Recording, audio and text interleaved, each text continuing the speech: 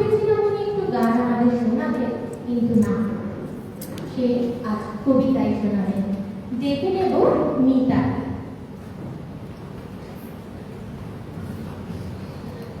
নমস্কার, শুভ বিজয়া।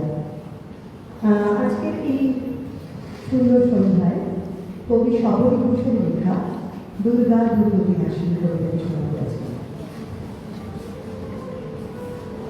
অসুরের কবল থেকে স্বর্গরাজ্যকে মুক্ত করতে পারছেন না কোনো দেবতা। তখন তারা প্রত্যেকে নিজের শ্রেষ্ঠ শক্তি দান করবেন।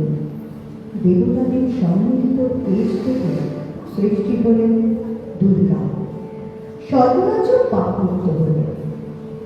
আমরা যে যার নিজের বৃত্তে থাকি, পাঁচের পুঁথি দেখিয়ে বছরে একবার দুর্গাপুজোর উৎসব করি। আমরা ভুলে গেছি সম্মিলিত শক্তির নামই দুর্গা, দুর্গতি নাশিনী।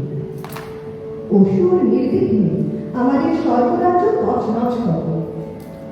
পৃথিবীতে কত কোটি কোটি মানুষ, তুমি একজনের হাত ধরো, আমি একজনের হাত ধরি।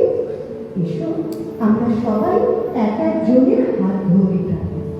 এসো আমরা সবাই এক একজনের হাত ধরে থাকি।